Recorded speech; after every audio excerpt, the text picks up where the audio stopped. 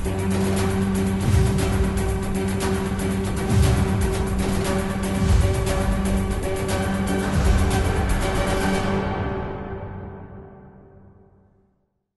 вечер во ново отворено студио на телевизија Нова. Вечерва главната тема за дебата е враќањето на законот за употреба на јазиците или законот за двојазичност, како што се нарекува во јавноста, во собраниска процедура на трето читање, откако председателот Ѓорѓе Иванов го врати во собранието, откако беше изгласан без опозиција и без потребното мнозинство за уставни измени онакви какви што предвидува овој донесен закон. Вака накратко нека гласи ова најава. Вечерва со мене се две професорки кои што први го дигнаа гласот против овој закон донесен на ваков начин и со ваква содржина.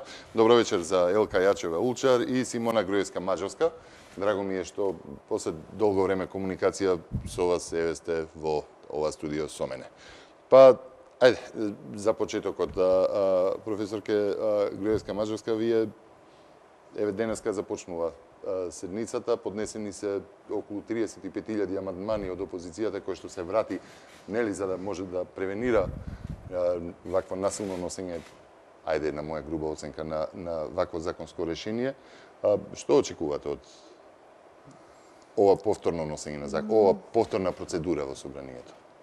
По овој повеќе од 6-месечен период од како почнавме со реакциите, односно од објавувањето на овој предлог закон за употреба на јазиците на страницата, на веб страницата на Министерството за правда, кога поднесовме приговор со колешката Александра Ѓуркова.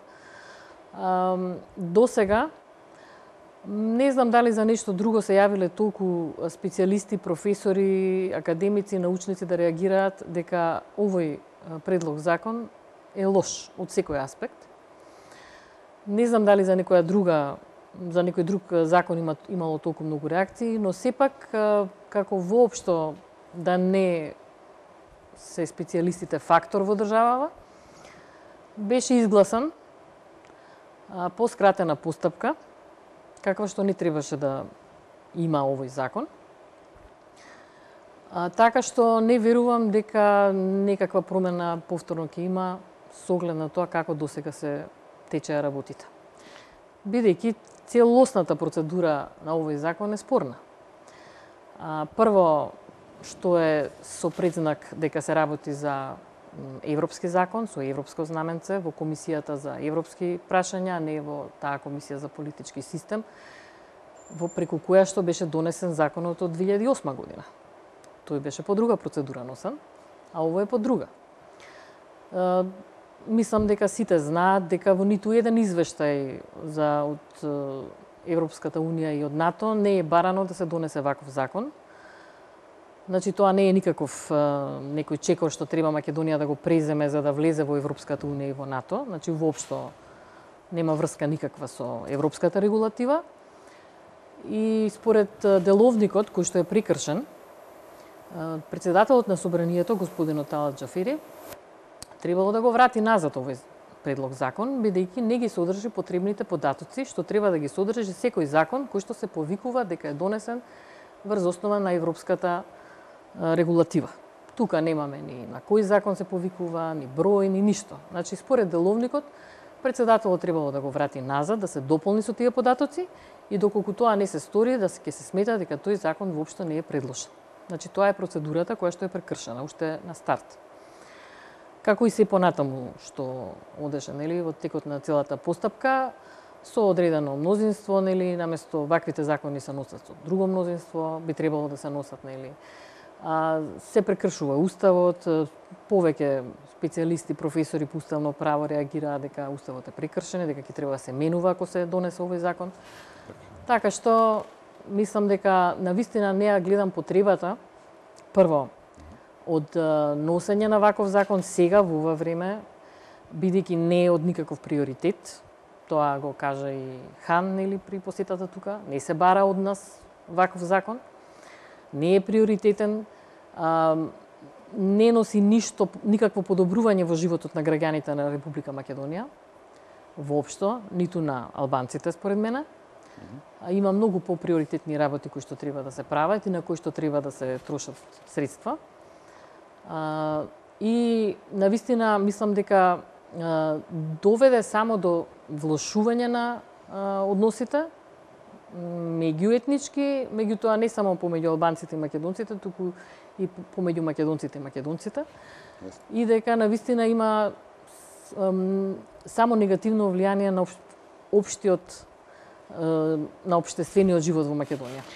Професорке Елка Јачева Улчар би ве прашал дали воопшто ве консултира како научни институции при носењето на законскиот текст, значи при пишувањето на законското решение? Да, ве разбирам што прашувате. Не, воопшто не. Ние, нашата прва реакција, кога се собравме колегите во Институтот за македонски јазик и кога го испративме оној проглас до јавноста и до собранието, до комисијата за за сите комисии во собранието кои што се надлежни за овој закон, ние во првата реченица кажавме дека сакаме овој закон да се повлече и да се направи стручна расправа во која што ќе бидат вклучени како лингвисти, така и професори по уставно право, затоа што сметавме и се уште сметаме дека овој закон, вака како што е предложен, го излегува од рамките на Уставот и всушност го намалува статусот на македонскиот јазик во земјата. Сега морам да ве потпрашам. Ако вас не ве консултирале при при пишувањето на законското решение воопшто, и ниту вас како лично, ниту како Институт за македонски јазик, ниту па било кој други од институциите кои што се занимаваат со македонскиот јазик и неговото значење, научните институции, опозицијата се враќа во парламентот во една многу жестока кондиција, со поднесени 35.000 амандмани врз законското решение, велат дека ќе се обидат да го или подобрат или да го спречат носењето, нели? Тоа е веќе познато во македонскиот парламент, имаше таква една процедура каде што со голем број на амандмани се спречи носењето на еден закон и тоа токму меѓу тие што го поднесува и актуелниот председател на собранието. Прашањето ми е дали можеби па опозицијата при поднесувањето или подготвувањето на ваквите амандмани ве повика и се консултираше со вас? Јас лично не сум била повикана, не знам дали е, предпоставувам дека не. Но вашите ставови беа јавни, така да? Јавни беа, јавни во главно на социјалните мрежи и по некој пат некој од порталите ги презема. И што сме учествувале, се разбира во дебати различни. Во дебатни емисии. Стоите ли уште на истите ставови? Да. Се разбира. Стоиме на истите, да. Законот е лош и треба да се повлече. Не амандмани да се ставаат, тука се повлече.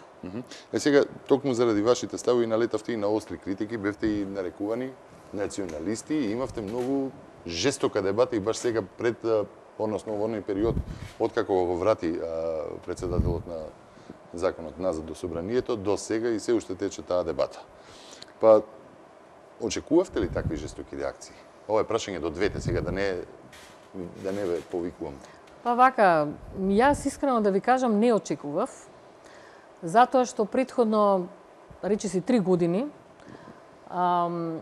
протестиравме токму поради ваквите, да речам, ваквите насилно носени закони, бидејќи почнавме да им се придруживме на студентите тогаш кога нели се носеше на ваков начин законот за високото образование и ние и професорите им дадовме поддршка преку професорскиот пленум, еве и двете бевме подписнички на тој професорски пленум и реагиравме токму на вакво едно насилно, знаете дека беше изгласан во 3 часот наутро тој закон, нели и така натаму.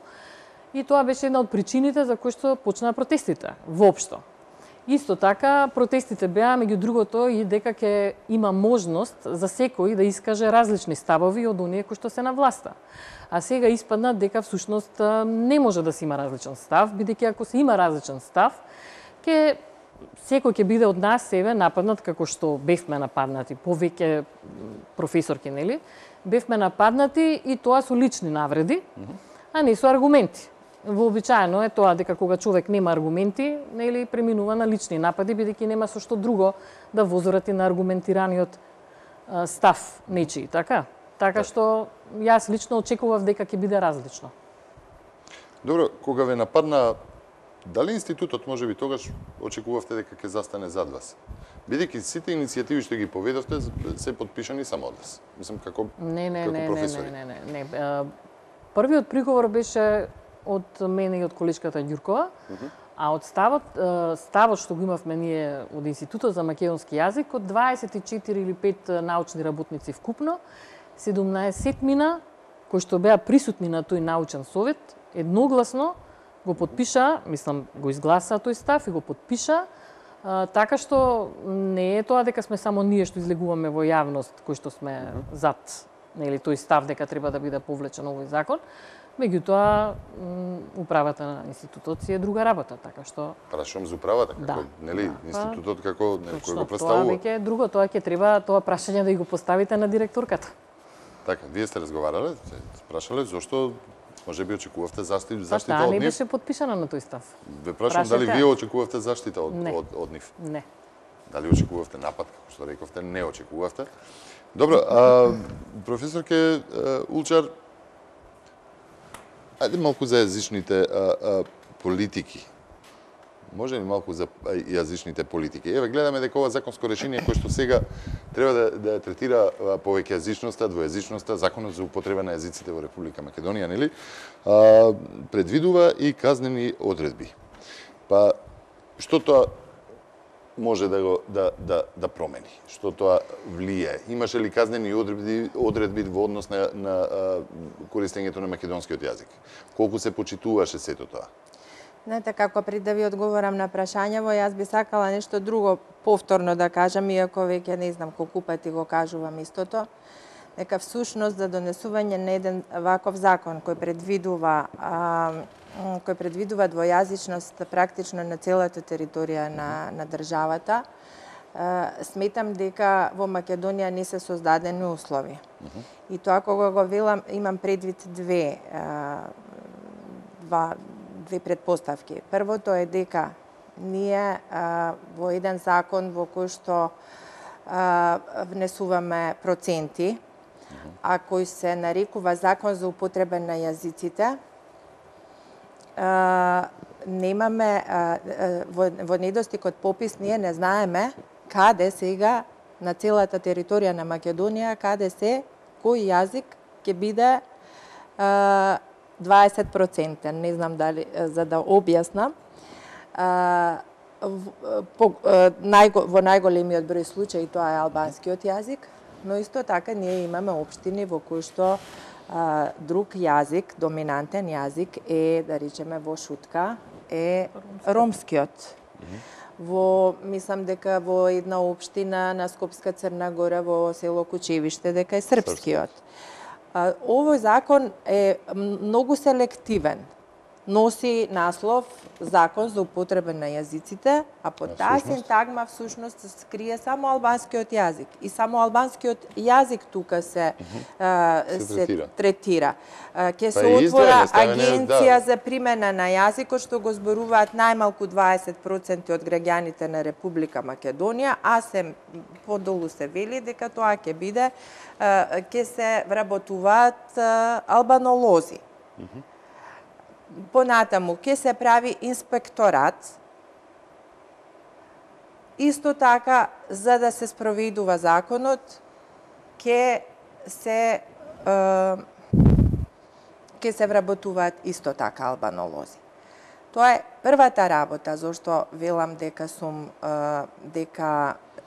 тоа е првиот факт, всушност, во однос на тие проценти. Втората забелешка ми е што македонскиот јазик, кој што е јазик на мнозинското население, кој што е службен јазик на целата територија на Македонија и кој што практично треба да биде задолжително средство за комуникација во оваа земја, На овој начин се создава една ситуација во која што во паралелна употреба ќе бидат два јазика, при што македонскиот јазик ќе биде ставен во некаква подредена позиција. И кога го велам ова, предвид го имам пак Законот за употреба на македонскиот јазик кој е донесен 1998 година, кој исто така со измени и дополнувања од 2004-2005 ми се чини, предвидува санкции за неупотреба на македонскиот јазик, но тоа се однесува само за нелекторирани текстови. Во законот стои дека ќе биде казнуван тој што ќе пушти нелекториран текст. Но не и ако вака како што предвидува овој закон, значи дека секој документ што излегува од државната администрација, таму каде што се зборува 20% албанскиот јазик, треба да биде на албански јазик. Покрај на македонски. Ги споменавте институциите кои што ќе се грижат за спроведување. Само уште нешто да кажам, додека ова ќе биде додека во овој закон е предвидено тоа да го прават агенција и инспекторат, за ова нешто во нашата средина постои само и во законот предвидено за употреба на македонски јазик, има предвидено Совет за македонски јазик, кое не е такво тело како агенцијата за примена на јазикот што го зборуваат најмалку 20% од граѓаните на Република Македонија. Во таа смисла што тој совет број 9 членови, главно се тоа доктори на науки од областа македонски јазик, македонска книжевност, историја. Тие работат хонорарно, тие 9 души кои седат во советот, работат под водство на председател, добиваат паушален хонорар, кој во времето кога јас бев член на тој совет, во минатиот состав, земаа хонорар членовите по 3000 денари. Месечно од одржана седница, главно, ако немаше некои вонредни ситуации, се одржува по 11 седници на годишно ниво. За разлика од тоа, во оваа агенција, само за буџетот, само за 2018 година е предвидено да биде буџетирана со 8.350.000 денари. Тоа е во однос на парите... 8.350.000. 1.700.000 евра е тоа. Не, тоа заедно со инспекторатот, 6.500.000 денари, излегува дека само за 2018 година се предвидени во буџетот за оваа година се предвидени во евра претворено 1.700.000 евра. Наспроти колку што ја набрзина пресметав некои 5.500. Да.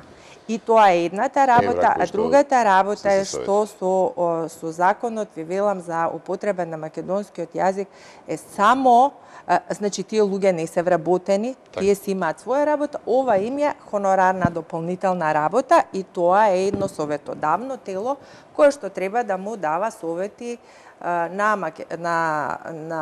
дава совети на владата како што да презема во однос на заштитата и унапредувањето на македонскиот јазик. Ама далеко од агенција која што, како што се вели овде во законов, ќе биде правно тело при Министерството, правен субјект при Министерството за правда. Значи цела една агенција. И инспекторат. И инспекторат. И сега спомнавте пари, колку пари се предвидени за тоа значи дека, да повториме, дека овој закон фактички пред да биде донесен е пресметан во буџетот на Република Македонија за 2018 година, иако значи претходно не се знаеше дали и кога ќе биде донесен, дали и на кој степен ќе биде. И не е донесен уште, нели? Да. веројатно, меѓутоа пресметките Да. покажуваат интенцијата дека и намерата дека од тоа нема да се Отстапи. и токму на ваков начин. Тоа се пари кои што се наменети за посебни единици како агенција и инспекторат кои што треба да функционираат на начин на кој што веројатно е договорено помеѓу партнерите во власта. Рековте дека казни ќе има само доколку текст на македонски излезе во јавноста да не биде лекториран? Да.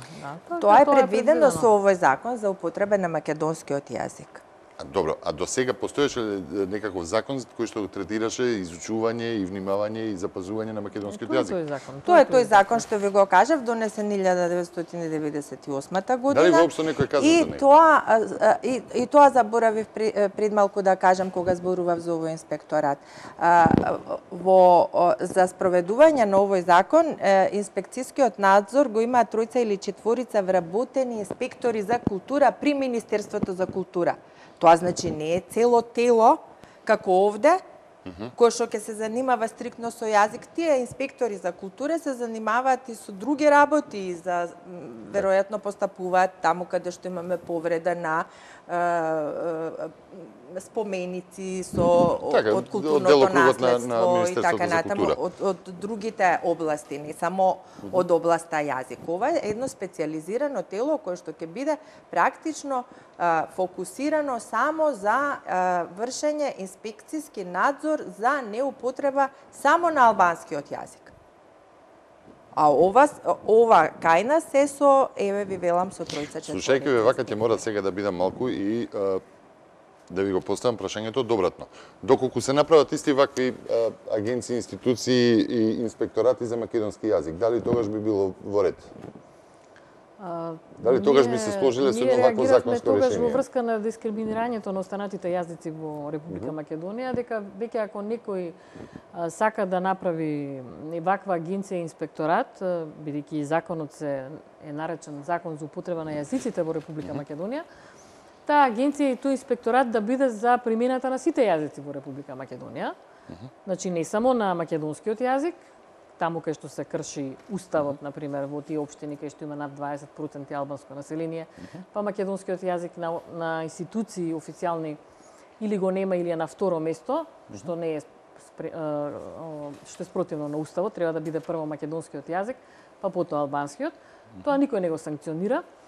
И може би била добра идејата да има една таква агенција и таков инспекторат во кој што ќе се води сметка за сите јазици што се зборуваат, а тоа покрај македонскиот и албанскиот, се и турскиот, и бошњачкиот, и ромскиот јазик, и влашкиот јазик и така натаму. Значи за сите да биде, па таму да бидат вработени специјалисти и преведувачи од сите јазици, па да има лектори и така натаму, значи тогаш би имала според мене некаква смисла таква агенција. А сега вака со оваа агенција всушност се дискриминирани сите јазици, вклучително и македонскиот, бидејќи тој нема таква поддршка институционална со толку вработени. Гледаме дека со години ние сме реагирале повеќе пати, еве со колешката Јачева Учар и други колешки, на кршењето на уставот и неупотребата на македонскиот јазик, меѓутоа нема правен субјект кој што со извршна моќ, нели, кој што тоа би го санкционирал.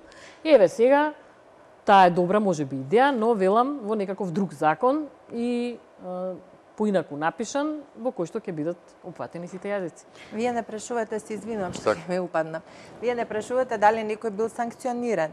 Ние и на Facebook порталите веќе неколку пати го постираме истото со колешката. Имаме ситуација кога во 2013 година се отвори училиштето Битолски конгрес. Тоа би требало да биде со наслов Македонски битолски конгрес, кој на албански гласи конгресите и манастирите. Но таблата на македонски е напишана со кирилица и практично е направена транслитерација. Од латиница се префрлени буквите во кирилица, а насловот гласи Конгресите и манастирите. Таа табла до ден денес стои на училиштето и ниеден инспектор за култура. Тоа се ќе прашам. Што прават инспекторите за култура? Него не постапил, иако еве во јавноста да кажеме, оправдувањето е дека тие реагираат само по пријава. Тоа беше Министерство за образование и наука, кое што тогаш во тоа време нели се правдаше дека така било во централен регистар во времето на СДСМ запишано школото. Значи тоа нас не интересира тоа во чие време и како било, меѓутоа реагиравме со колешката Јачева Улчер, дадовме изјави, а имавме и една емисија со професорката Гордана Силјановска-Давкова на истата тема во врска со ова уште во 2013 година, чисто само да вака да ја потсетиме јавноста дека не реагираме ние од вчера за на тоа од актуелната власт тогаш посредно добивме одговор. Знаете, кај на сите работи така се политизираат. Ние секогаш така добиваме етикети дека во зависност од тоа кој е на власт. Сега во моментов сме тешки ВМРО-вки. А во предходната, тогаш кога реагиравме со колешката за конгресите манастири, бевме СДС-овски инсталации во Институтот за македонски јазик. Добро, тука ќе направам мала пауза да го погледнеме првиот блок на реклами, па ќе се вратиме да видиме од каде се идеите за нели ваква двојазичност во Република Македонија. Ајде реклами.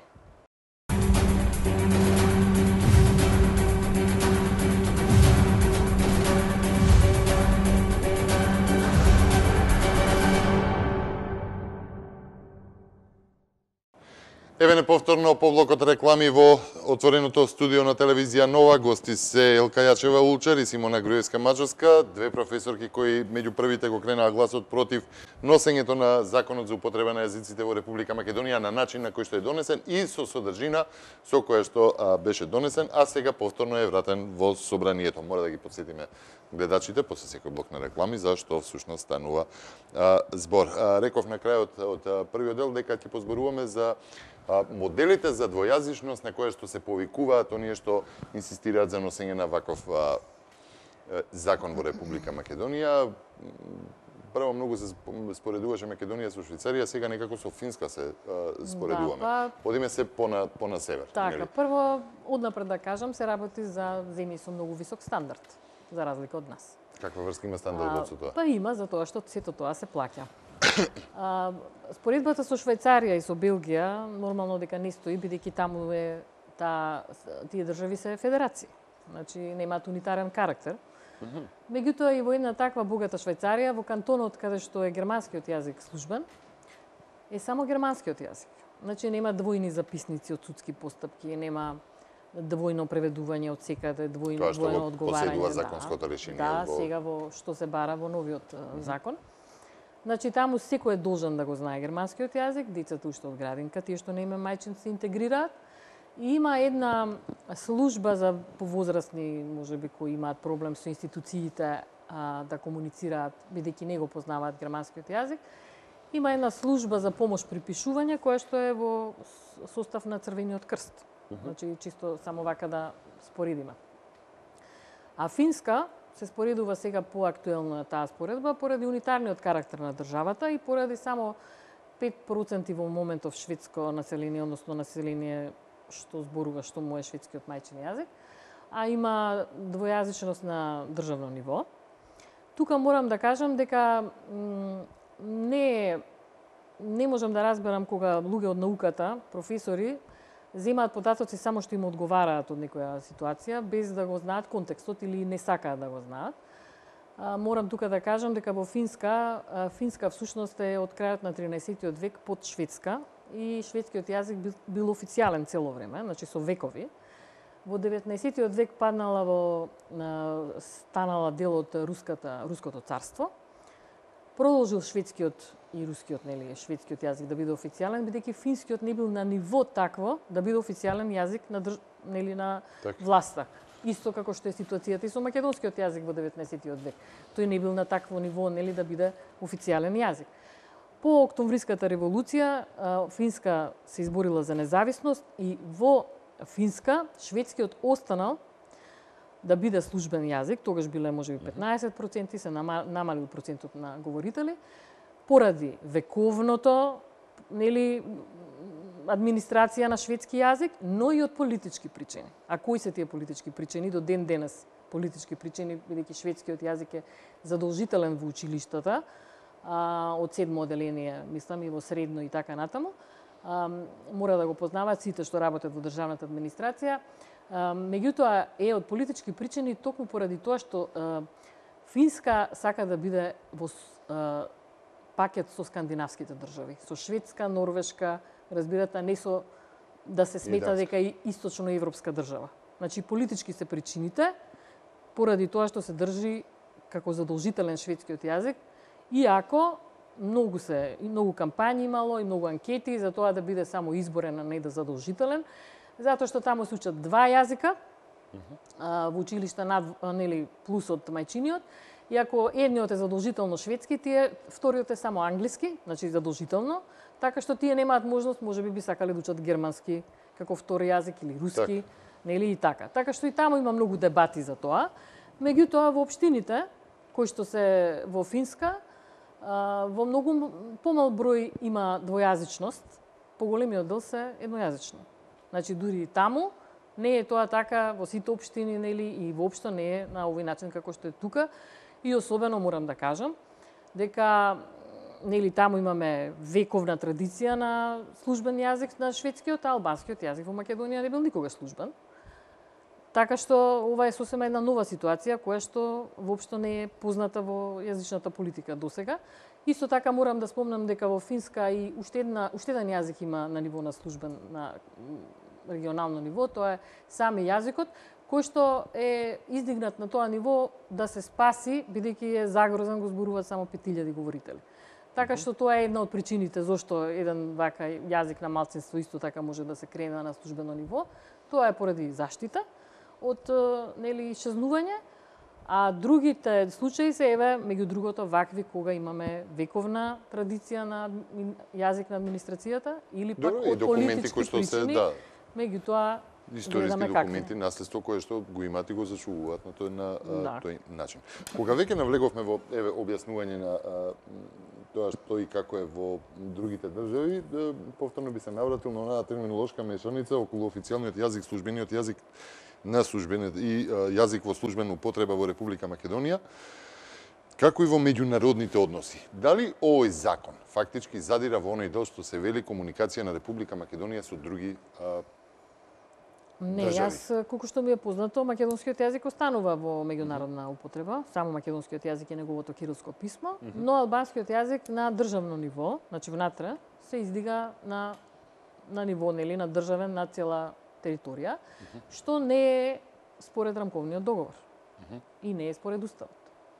Бидејќи, ако ги следиме, нели, јавно е објавен текот на преговорите пред подпишувањето на Охридскиот рамковен договор во книга од Ветон Лјатифи, која што има се најде на електронско издание и таму е јасно дека тоа било барано од албанската страна да биде двојазичност на цела територија, но не е договорено и не е подпишан рамковниот договор под тие услови. Значи сега не може да се бара некакво право што е барано претходно, а не е добиено, не е договорено. Не е договорено тогаш, да. И сега наеднаш да се бара како да тоа следува некому да го добија. Значи мислам дека не е во ред тоа. Ако може да се надоврзам и не само тоа, туку ние немаме, постојано го повторувам тоа, нема реални услови за еден ваков закон. Затоа што македонскиот јазик е распространет на целата територија на Македонија, а овде овој албанскиот го имаме на еден појас, на западниот појас. Така што сосема друга би била ситуацијата да се донесе овој закон кога ние би имале една активна билингвалност на целата територија, кога и македонците и албанците во исто време би ги зборувале двата јазика истовремено. Да. Па една таква ситуација јазична во земјата, со овој закон само ќе се кодифицира. Прво треба во образованието да биде така. Ќе се озакони. Но ние во ситуација кога имаме само во еден појас на Македонија, во другиот дел од Македонија се зборува македонски, овој закон да се спроведува на цела територија по мене е малку повеќе не практично, неизводливо, нефункционално и, бога ми, прилично скапо. Да, и скапа и Споменавме за дискриминирачка. меѓународните релации, ако ги има на јазикот на поштенските марки, колку што читам тука во Да. петиот член, тоа значи И во меѓународни и во дека ги меѓу- биде, да. да. Па така испаѓа, да. Точно се промовираше таква поштенска марка така. и пред да Точно, биде да. донесен законот, Да. така што тоа веќе мислам дека задира бидејќи тој дел нели велам, јас не мислам дека треба нешто да се исфрли, туку мислам дека целосно треба да се повлече овој закон. Така што таму има некои работи кои што воопшто не им е местото во еден закон за употреба на езиците. Значи, Така. така Е, што- сега, интересно е што пред малку, односно во првиот дел нели на емисијата, професорката Улчар спомена таблата на училиштето во Битола. И многу интересно Не тоа во што Битола, во секој- Скопје. во Скопје, Во да. Скопје се вика училиштето Битолски конгрес. Да, Битолски конгрес и тоа ме поттикна нели како секоја влада во Република Македонија потенцира дека стои зад македонскиот јазик, неговата заштита, употреба нели и унапредување на јазикот, тоа го посочи и актуелната власт, која што некаде паралелно со кампањата за двојазичност беше пуштен они електронски правопис. Чинам дека и тука имавте реакции. Прво имавме пресконференција на председателот на Советот за македонски јазик, во Така. кој што беа објавени мерки за афирмација на македонскиот јазик и се објави дека ќе има посебни фондови со кои што ќе се афирмира македонскиот јазик и така натаму. Ние од тој буџет што го видовме за 2018 За оваа година. за оваа година, всушност не видовме никаде дека има предвидени средства за македонскиот јазик. Секако Институтот за македонски јазик повторно нема проекти како што нема од 2010 година, нема ни најава ни за оваа година, како ќе биде понатаму ќе видиме, но нема никакви промени во тој поглед. Така што тоа беше уште пред правописот, а електронското издание беше повторно како и претходно самото објавување на правописот проследено со некои мали да речеме малку поголеми можеби Обструкција. И обструкции и можеби да кажеме и по некој скандал. Какви обструкции? Тоа ми се чини тема за цела емисија, посебна. Така? Околу правописот и околу издавањето на правописот. Правописот беше предвиден со да се изработи, покрај правописот беа предвидени уште 6-7 проекти преку Советот за македонски јазик, кој претходно го спомнав, нели, како Така. советодавно тело. Од сите тие работи што беа предвидени, меѓу другото тука беше предвидено да се формира и комисија за стандардизација на географските имиња, до која никогаш не дојде во една ваква ситуација кај што имаме внатрешни проблеми со двојазични топоними, со непочитување на устав, топонимите македонски треба според устав секаде треба да бидат први напишани, па потоа да дојде 20% јазик, па потоа да дојде англискиот. Ние таква ситуација, ќе се согласите, немаме, особено во западниот дел на Македонија се крши уставот на големо. Значи требаше да се направи таква една комисија. Само се извинувам што ќе ве прекинам, мислам дека веќе и на големо се крши и во Скопската околија, некаде Во околу Скопје, во Чаир, општина Чаир. во Чаир, Нема во што, сите- Сарај, гледам Точно. таблите, така. Добро, јас можеби поредко одам во тој дел, почесто одам на кај Охрид, па Така. тоа што го гледам е така како што го кажувам. Значи, беше предвидено и тоа да се направи, беше предвидено да се направи тоа нешто што го зборуваме веќе со години наназад, ние јазичарите, електронски корпус на македонскиот јазик. Ние сме единствената земја во светот од словенските земји, сега за другите не знам, но од словенските земји ние сме единствената земја која што нема електронски корпус. Ние сме единствената земја која што нема етимолошки речник. Многу слабо имаме двојазични речници. Се зборуваше за една академска граматика со сета должна почит спрема граматиката од Блаже Конески издадена 53-та година. Ние до ден денес немаме нова граматика академска. Знаете, јазикот напредува од таа од тоа издание до денеска многу работи се осознале во науката, но ние ги немаме регистрирано во една современа граматика. Јас не велам, знаете, кога ќе кажам вакво нешто, потоа ни се испревртуваат зборовите, па се кажува, сега ќе се менува граматиката на македонскиот јазик. Не сакам тоа да го кажам.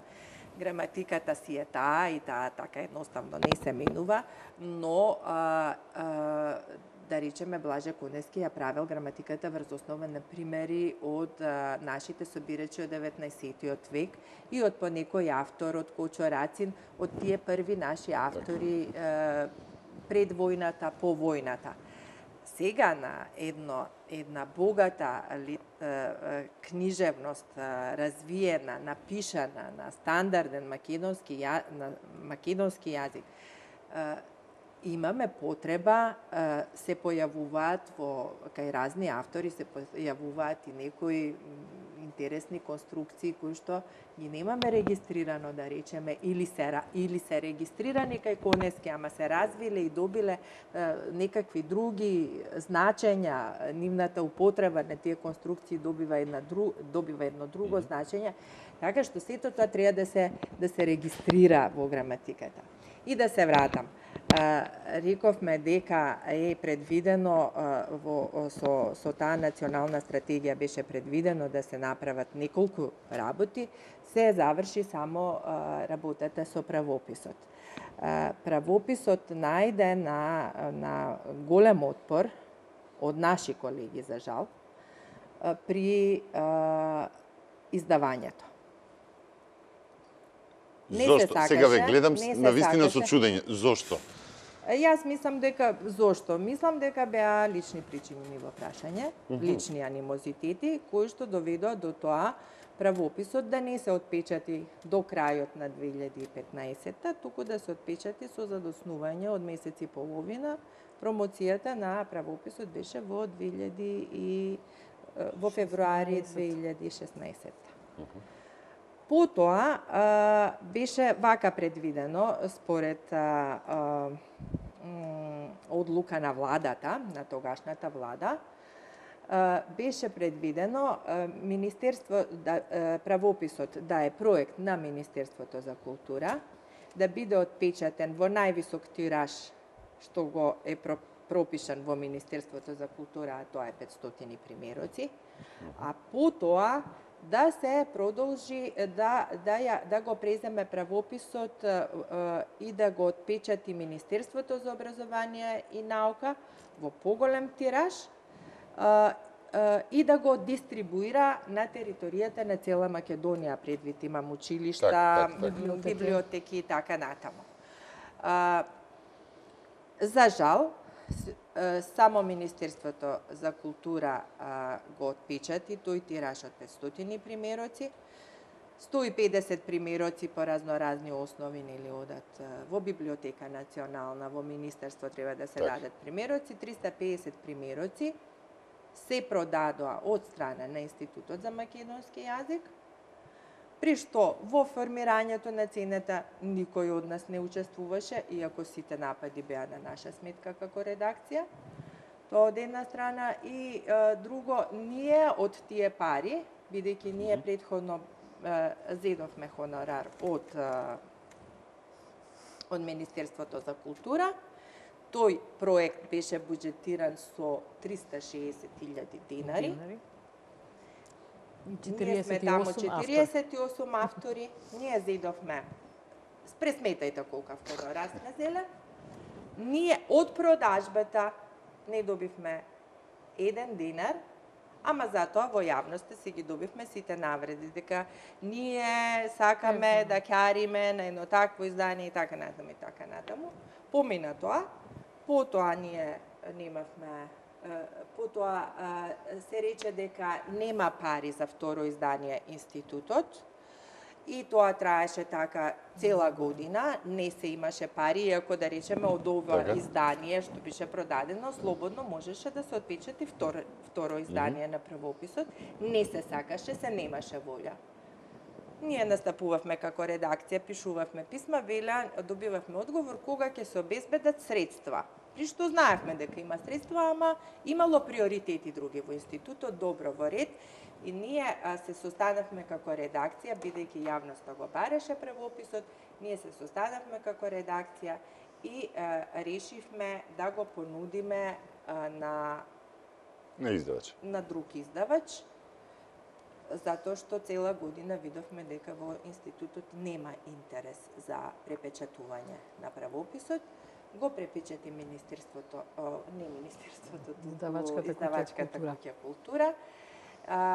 И сега, кога дојде ред за електронското издание, договорот се направи меѓу Издавачката куќа култура и Министерството за култура. Тој предходно да ги откупи веќе од печативите примероци и од тој од приватниот издавач, да. Од приватниот издавач ние ќе добиеме хонорар за откуп, од кога ќе биде направен откупот, а електронското издание е дадено бесплатно од авторите и еве сега го имаме на мрежа го имаме, слободен пристап. Универзитетската библиотека го има со бесплатен пристап, да. Па, одличен пат, вака поминал еден ваков проект. Тоа е чисто колку за грижата. За да се јави, љубомората и кај вашите колеги. Меѓутоа, наброевте голем број на проекти. Дали воопшто во буџетот има пари за такви проекти? Ништо не е предвидено. Јас направив едно пребарување во буџетот за оваа година. Чукнав таму македонски јазик и само на едно место ми се појави при пребарување. Во Агенцијата за иселеништво се предвидени нешто над 200.000 денари за унапредување на македонскиот јазик, ама преку Агенцијата за иселеништво. Посебна ставка во рамките на Министерството за култура или во Министерството за образование и наука, сега ја се оградувам, не знам како се прават распределбите во рамките на министерствата, јас не сретнав. Добро. Ме збунивте со толку проекти и со тоа што дека воопшто нема пари таму. Некако се заслужа во вашата... Затоа имаме основа да тврдиме дека македонскиот јазик е дискриминиран во ситуацијава. Имаме основа и тоа многу, да речам, повеќе годишна е таа основа, дека за македонскиот јазик никој не се грижи, дека воопшто не се финансира ништо, дека назадуваме за цита. Еве овие проекти што ги наброи Илка, тоа не знам веќе каде заостануваме, како што и за се друго заостануваме и за соседите, а не само за поразвиените. Така што има голема основа тоа што викаме дека македонскиот јазик е дискриминиран како јазик на мнозинството. Сепак да потсетам дека 65% во Македонија од населението мајчин јазик има македонскиот јазик, така што не може да биде ставен во втор ред и да биде издигнат јазикот на најбројното малцинство. Вие комуницирате и со вашите колеги од јазичари, лингвисти од другите држави, од соседството, светот, нели, македонскиот јазик исто така се изучува и надвор од границите на Република Македонија. Каков е нивниот став кога комуницирате со нив по ова прашање? Дали воопшто го потегнувате ова прашање во комуникацијата со нив? Не, јас само ќе кажам чисто што државата прави за македонскиот јазик. Лекторите кои што одат на се помалу бројните лекторати во странство каде што се изучува македонскиот јазик, добиваат плата од 13.000 денари. Значи, еден лектор треба да оди во Москва и да живее со 13.000 денари. Значи, тоа е грижата на државата, не е на оваа власт, само тоа е на државата, без разлика која е на власт. Значи, тоа е таа негрижа за македонскиот јазик и затоа боли кога ќе видиме дека за еден ваков закон се предвидени толку многу средства и тоа без основа, бидејќи јазични права во Македонија на вистина никому не достигаат. Ајде, вториот блок реклами, па се враќаме повторно во студиото.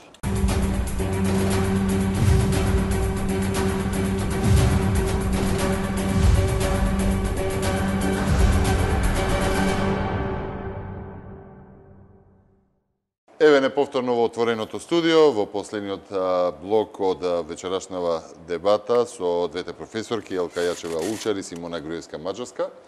Разговаравме за искуствата, за и ставовите за носење на вакви закони во соседството. Напоменавте во паузата за реклами за каква е состојбата во Хрватска. Тоа, кога зборуваше Симона, како за кога прашавте како е кај соседите всушност. Во Хрватска, например, во моментот кога се издвои и кога решија хрватите да го етаблираат својот јазик како посебен од српскиот, тогашниот председател Туџман даде огромни средства да се направи енциклопедиски речник на хрватскиот јазик. Тој речник е во А4 формат, тежи некои 5 килограми, пишуване во две колони со многу ситни букви, на многу тенка хартија и внатре имате вие секакви податоци. И е работен од еден тим, добро платен, во кој се ангажирани посебни специјалисти, лингвисти, значи посебно има ономастички дел во тој речник. Па секој хрват таму може да се го види запишано своето презиме, да речеме, кога се пишува името на селото, па внатре има и како се вика жителот на селото и кои фамилии живеат во определено село. Секој хрват, тука тие внимавале и на тој економски момент, секој хрват сака да си го има некаде видено своето презиме написмено, па си го купува тоа издание. И плюс, ова е за тој ономастички дел, што е за мене посебно интересен, но во тој речник имате податоци од сите области. Од хемија, од хемиски називи, од биологија. И е правен со тим стручњаци околу, ми се чини, околу 120 души, стручњаци од различни области, значи имате и терминологија внатре, хрватска, и плюс на тоа уредување, на преломување и така натаму, техничко уредување има напишано таму 15 на души. Кога ја спомнавте Хрватска, јас како политички новинар, само мене ми се навратија сликите кога воведоа пишување со кирилица во делови каде што има поголем број на срби, како во општините како Вуковар, гледавме многу немили сцени кога се кршат таблите и со чекани, имаше големи демонстрации и напади. Не би сакал да тоа нема кај нас. Да поврзам, меѓутоа кога спомнавте, мислев дека на тоа ќе го споменете. Инаку се разбира дека во тоа се гледа грижата на државата. Сакам овој правопис. Да. Не може да се конкурира како обичен проект, туку треба државата тоа да го издели на посебен начин. Така што и тоа беше во едни, да речам, многу лоши услови работен. Така што велам дека таа негрижа е долгогодишна. Ако гледаме дека овој закон е подоста, вакво законско решение е во голем судир со Уставот на Република Македонија, малте не ги повредува сите уставни членови, нели, запишани што се однесуваат на јазикот. Дали може би, голем дел од оние што се заштитници на вакво решение посочуваат, и вам ви фатив една комуникација преку социјалните мрежи јавна, кои што повикуваате, па сега вие изигрувате Уставен суд, да оставиме нели да се донесе законот, па потоа Уставниот суд да се произнесе. Меѓутоа, поголем дел од гостите кои што ќе учествуваат во овие отворени студио емисии дебатни кои ќе спомнам од Уставниот суд, велат още тие не знаеме кога ќе се произнесат за работи поднесени пред неколку години. Дали може би треба да се остави на Уставниот суд? Дали ви очекувате дека Уставниот суд би можел да реагира? Да речеме дека не можеме ништо да очекуваме. Ние гледаме во јавноста, во медиумите изјави од едни исти личности пред една година дека двојазичноста на цела територија ќе го крши Уставот. А сега од истите личности гледаме изјави дека е посогласно со Уставот. Да подсетиме, тој е новиот судија? Новиот уставен судија, господинот Осман Кадрију, имате, мислам, можете да ги, јас сум ги објавила тие снимки, каде што кажува дека е тоа противуставно и дека и не е само тој, и други се некои личности кои што такво нешто изјавувале, дека за тоа ќе треба се менува уставот. А сега не сме ние тие што кажуваме само дека е противуставен или уставен, односно нели некој што не напаѓа дека ние се ставаме во улога на уставен суд. Видовме дека има и соопштение од владата во кое што владата тврди дека е уставен. Така што значи и таа се става над уставниот суд ако нели има такво соопштение. Добро, конфликт се предизвика и кај правниците, нели, кај професорите што да, точно, и интервенирали и го пишувале уставот и тоа е многу една интересна тема. Тоа е интересна тема, особено сепак нели ние веќе некои личности полого време ги знаеме.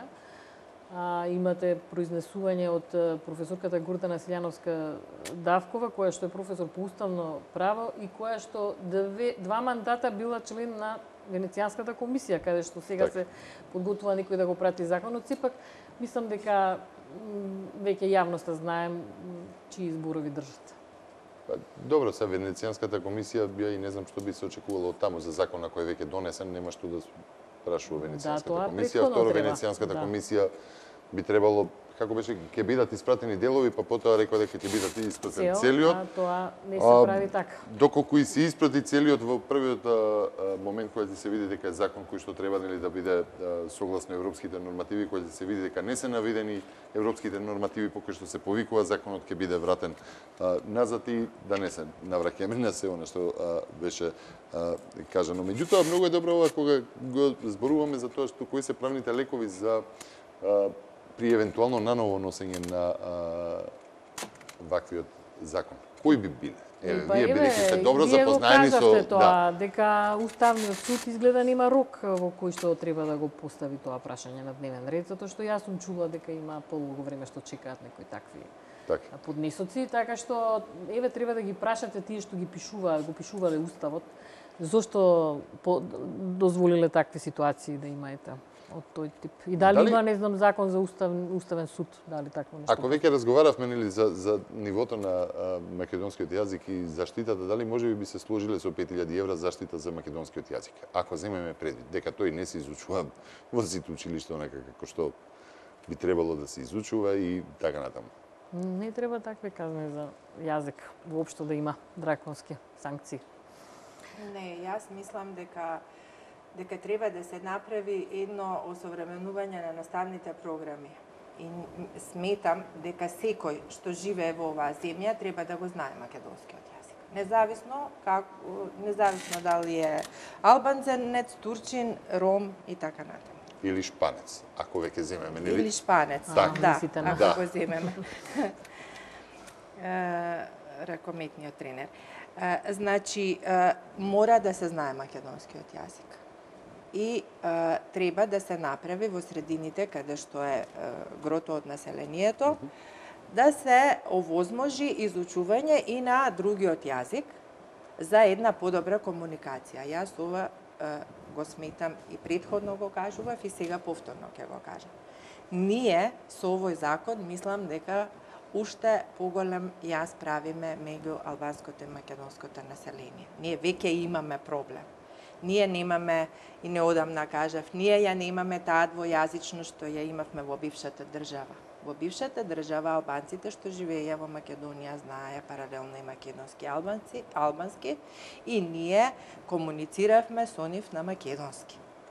И голем број од македонците во мешаните средини зборува албански без никаков. Да, и турски. Денешната генерација, млади луѓе, воопшто не знаат ниту македонски, ниту албански, односно секој си го зборува својот јазик и како јазик на комуникација во земјата во која што се родиле и едните и другите, користат трети јазик, англиски. Токму тоа, дали ова рамковниот договор во поглед на потребата на јазиците донесе нешто за сплотување во државата за да може сега да речеме да се имплементира и на целата како добар показател или како? Тоа во рамковниот не како договор, рамковниот, него како во делот на за јазикот. Да, или воопшто ги подели кој што во уставот е веќе влезен, нели? Затоа сите овие понатаму закони немаше потреба да се носат.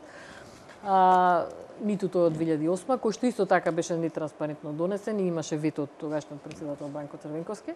Меѓутоа сепак е како текст многу подобар од овој сега предлог закон. Како велат ист бил?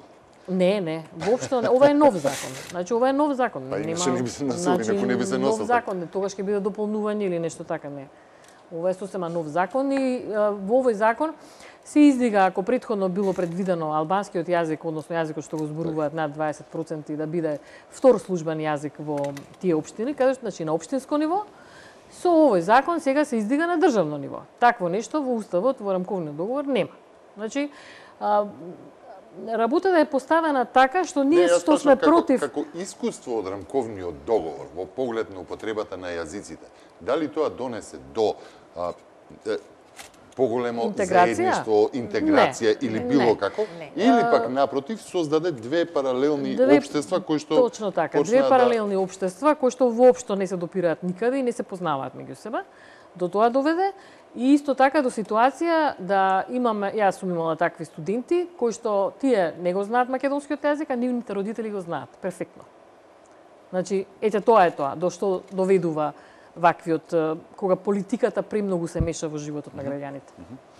Добро, уште еден правен лек, ви ја споменавте професорката Давчева. Има во подготовка на оваа емисија разговарав со повеќе професори и од правниот факултет, и лингвистите, и со писателите, и воопшто со јавноста. Вела дека во случај да биде донесен законот, во тој случај има, вика, и уште еден лек, а тоа е граѓанска непослушност. Односно, секој кој ќе се обиде да биде казнет, кој што ќе се обиде да биде казнет нели заради неупотреба на албанскиот јазик, тогаш вика ќе може да се повика на уставот. Уставот е посилен од законот и нема да може да вели да биде казнет. Меѓутоа, се надевам дека нема да се доведеме. Не би требало да се доведуваме во таква ситуација. Воопшто. И затоа што со тоа не се подобрува животот, од проста причина што сега се поставуваат работите дека ние што сме против овој закон, сме против службената употреба на албанскиот јазик, што е неточно, бидејќи албанскиот јазик е веќе втор службен јазик и се употребува секаде. Па добро, нацисти, фашисти, не знам и така натаму, со наведи, реков кога се нема аргументи.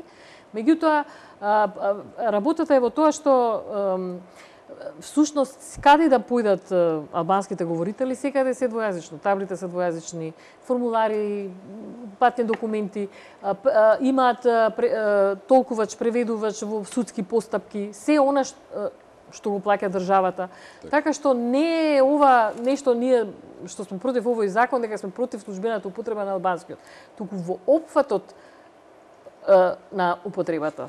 Овој закон излегува од уставната рамка, значи го издига овој јазик на државно ниво, без при тоа да има основа, бидејќи се работи за регионален јазик, не се работи за јазик што се зборува на целата територија. Така. Добро, јас не би ве држал повеќе во ова отворено студио, ќе останеме да видиме деновиве како ќе тече нели седницата во собранието, според овие 35.000 без малку нели амандмани поднесени таму би требало да трае едно 6 месеци во нормална процедура, доколку и таму не се изматкаат работите. Се надеваме дека на крајот можеби и пратениците ќе успеат да усвојат некои од овие забелешки кои што ги поднесе председателот нели по неподпишувањето, како беше 14 страници во 21 точка, каде се судира со Уставот на Република Македонија. Ваквиот законски текст, можеби ќе се послушаат и дел од оние правници кои што немаат таков багаж. Како беше тоа дека сте вие тешки ВМРО-вки? Зависи од времето. Зависи од времето во кое сте. Што е за нас комплимент, бидејќи значи дека не сме на ниједна страна. Така, меѓутоа има и голем број на оние што имаат поинаков габарит, а што веќе имаат силно кренат глас против вакво законско решение. Јас ви благодарам за учеството во ова отворено студија. Ќе следиме дебатата, ќе бидеме во комуникација, ќе верувам дека ќе реагирате, не можете сега да се повлечете назад. Секако не се повлечете. Вам ви благодарам на вниманието, останете со програмите на телевизија Нова.